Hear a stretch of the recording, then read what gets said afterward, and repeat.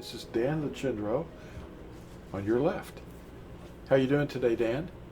I'm doing good. How about you, Lou? I'm fine, thank you. All right. Well, we got a new article today to talk about. It's called Aliens That Dwell Among Us.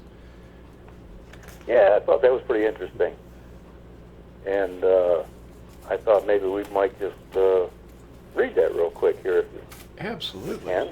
Yes. I can. There's a few things I could kind of maybe skip over, but I'll kind of get to the gist of it here. Right. And it's talking about the Dead Sea Scrolls in the caves of Qumran.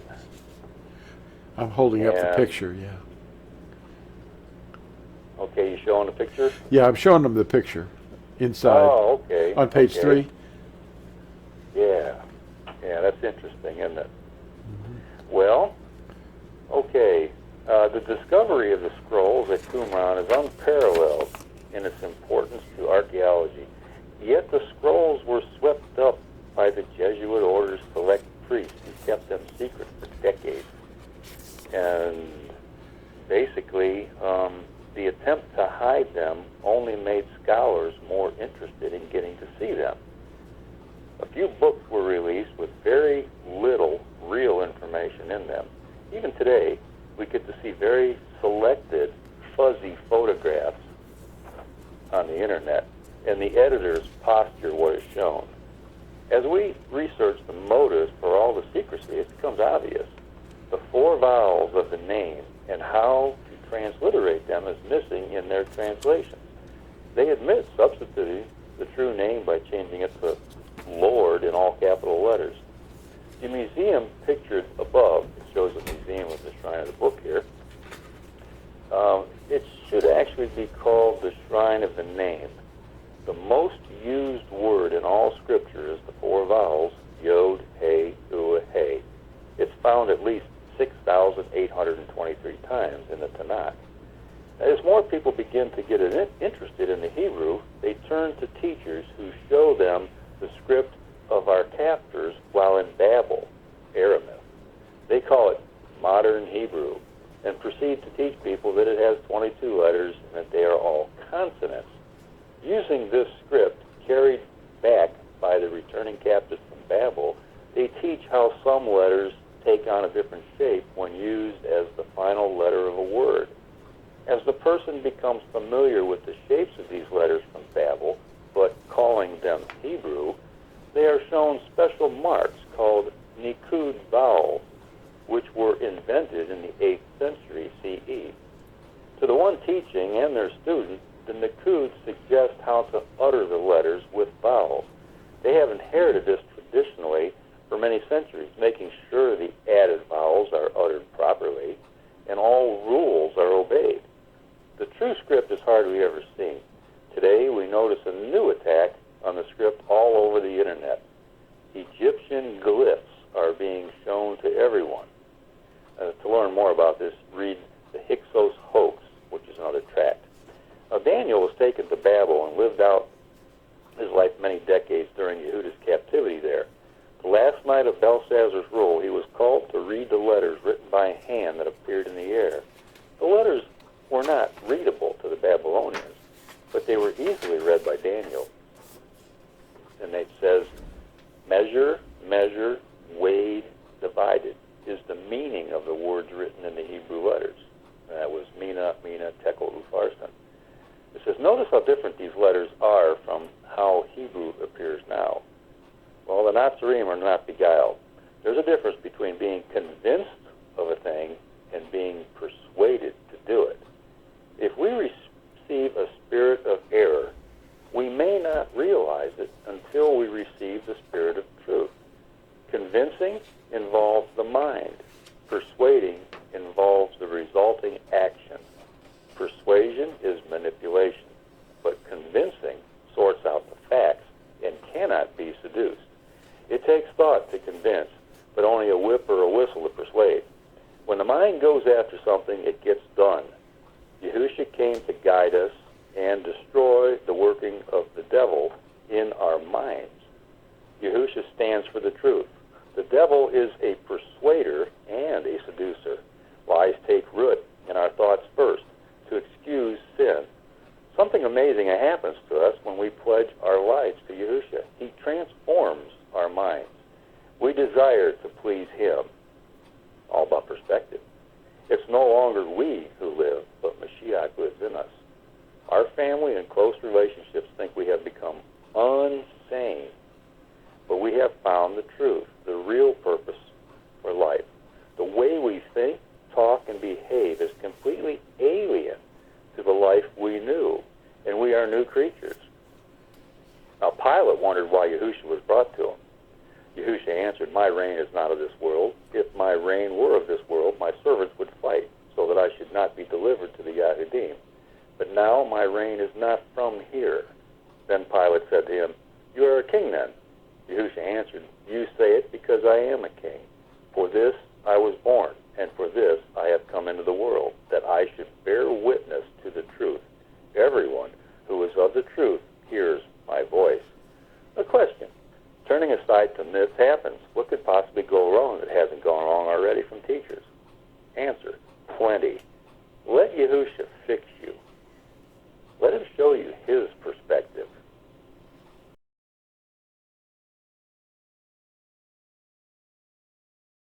This is a thing you can download on the internet. Well, it's not at Torazone yet because we're having some technical problems, but lamblegacyfoundation.com. You know, I shared it on Facebook too. Oh, okay, that's good. We were talking about perspectives, and whose perspective. Yeah, exactly. And that's what a lot of people are confused with nowadays. Even when they read Scripture, it's all about perspective. We've got to be looking at it from Yahuwah's eyes, not our own. Yeah. That's basically the commandments. I mean, the Ten Commandments is the eternal covenant of love, and it teaches us how to know Him and love Him and what He expects, and then how to love our neighbor as ourselves. We wouldn't want somebody disrespecting us as a parent. That's where the first commandment with a promise comes up. If you respect your parents, and then do not murder and do not break wedlock. We wouldn't want to have our spouse or another person outside the marriage to interfere with, so we don't interfere with other marriages. That's what we don't do. And then we don't steal, we don't bear a malicious witness against one another, and we just build up each other and try to help each other.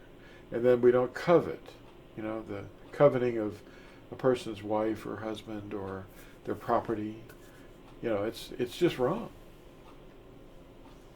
And if you follow those commands, how can you possibly go wrong? There's no way.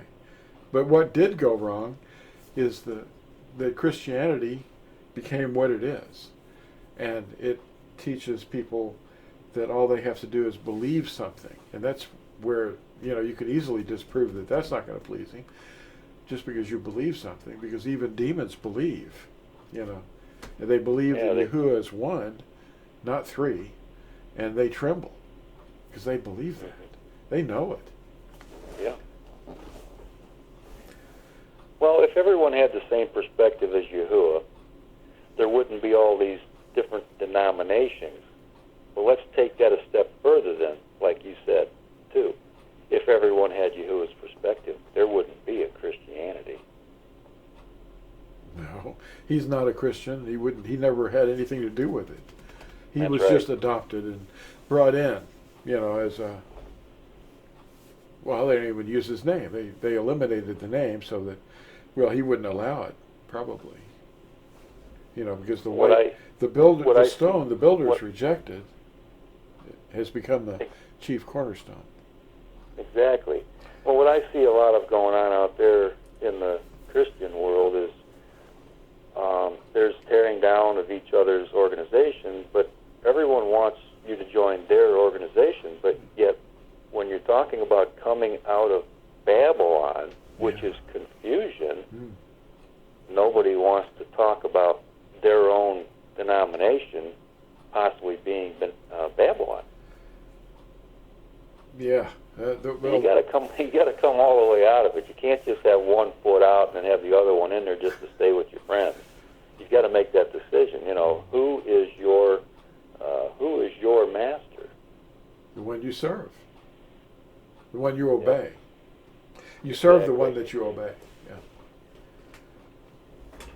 And I don't know about anybody else, but I want to hear those words. You know, well done, good and faithful servant. Yes. Yeah. Not well believed, but well done. No. Whose word are you walking in? You know, the word of men, or, you know, all the traditions of men that they've set up all these adopted, hidden, esoteric fertility symbols, you know.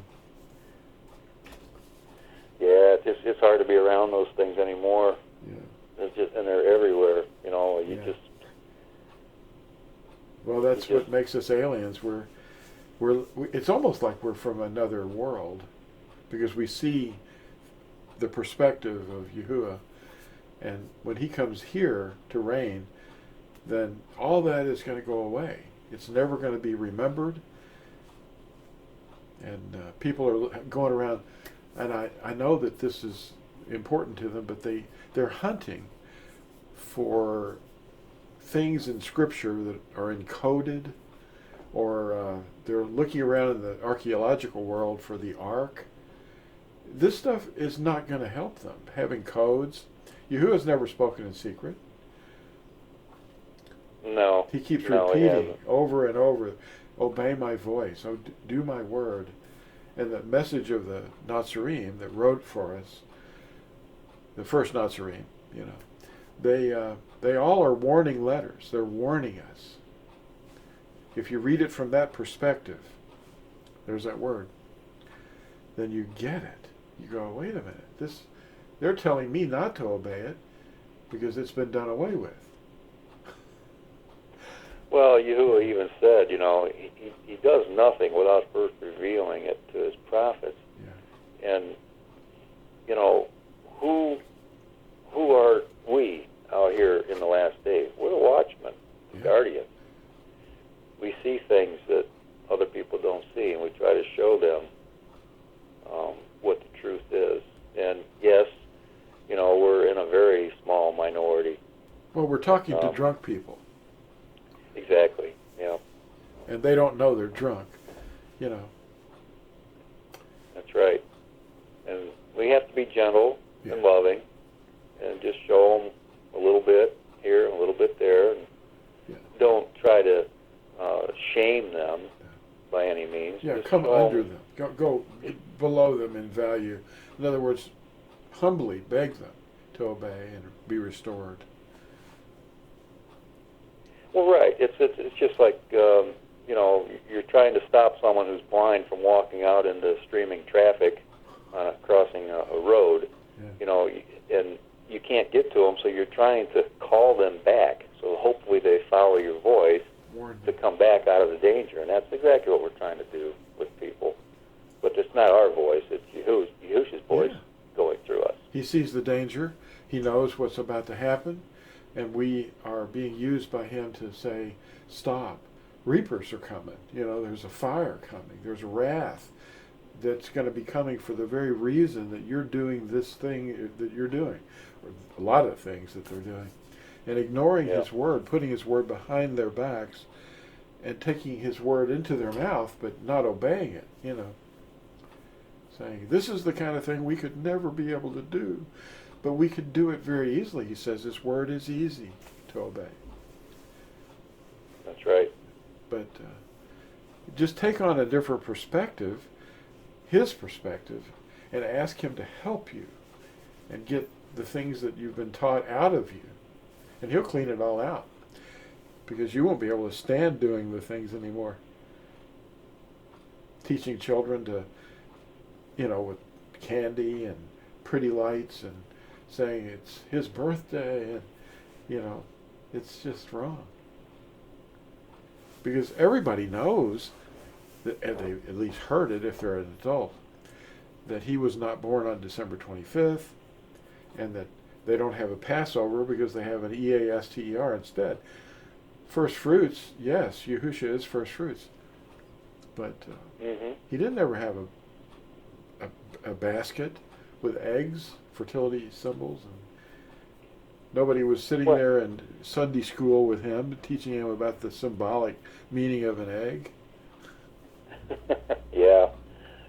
Well, and then too, if you read Scripture, where does it say in Scripture that he, had a birthday party for himself with his family? Yeah. Where did anyone else in Scripture, observe his birthday when he was growing up every year, buy him a gift or whatever? I mean, it's totally silent on that.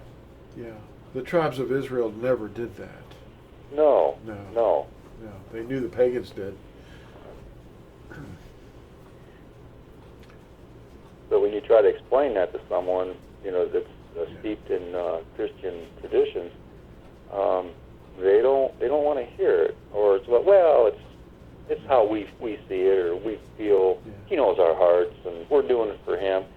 Well, yeah, but he told you not to do the things that the heathens did. Don't worship him in the way that the heathens did.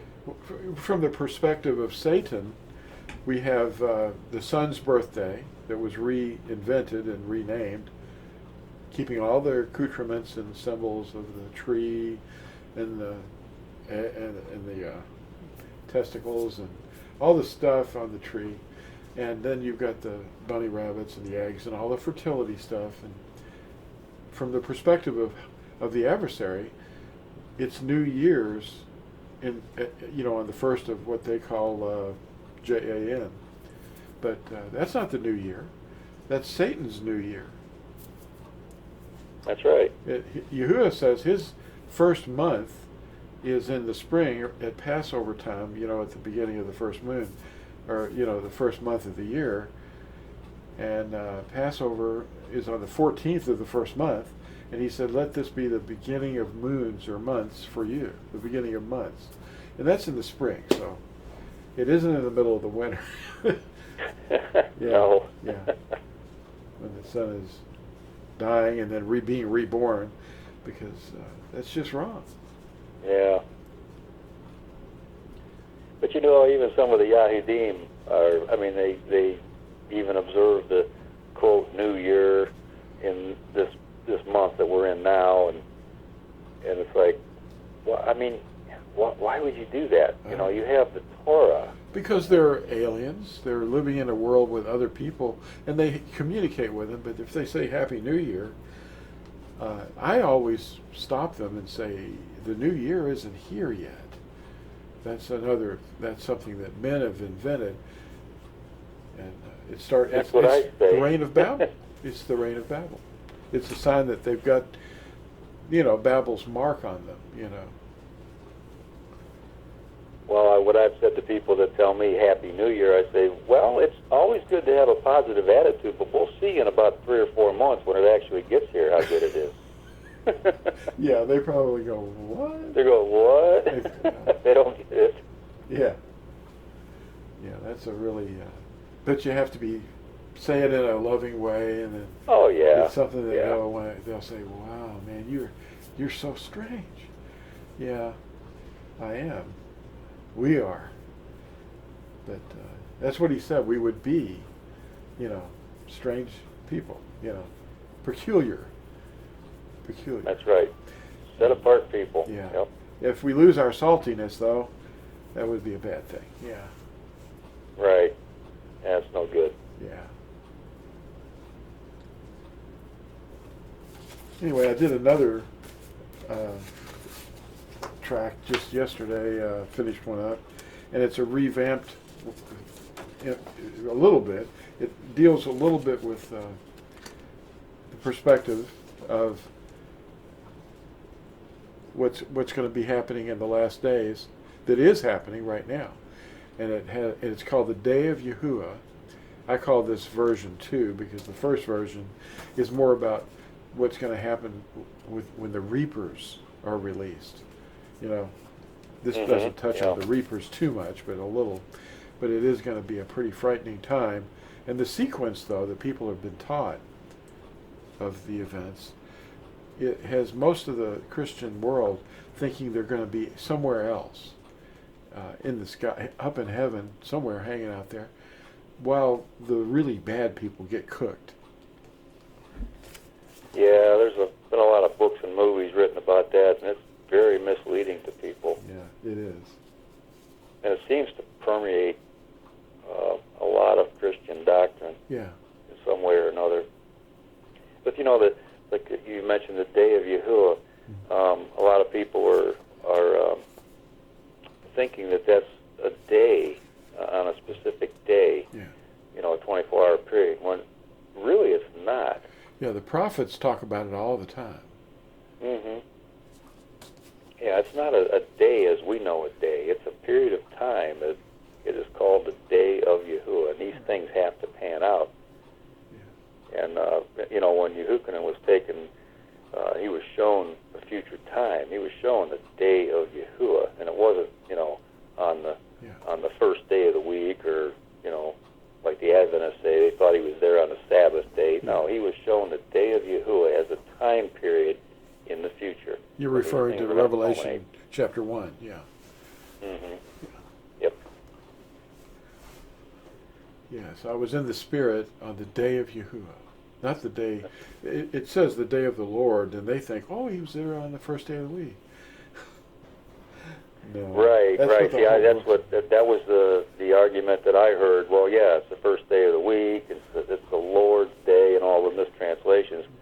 And then the Adventist organization says, well, no, he was there, and the day of the Lord was actually the Sabbath, because JESUS was Lord of the Sabbath, so that's how they got around that. But they still call it it's the day of the week, and it's not. They're still missing it. Yeah, that was you made a good point there, because it isn't a day as we know a day. It's a period in that day, but it's the day of Yahuwah, when he's pouring out his fiery wrath upon the disobedient inhabitants, the ones that wouldn't listen to him. They're doing traditions. If it's a tradition, it's dangerous. You know. Mm-hmm.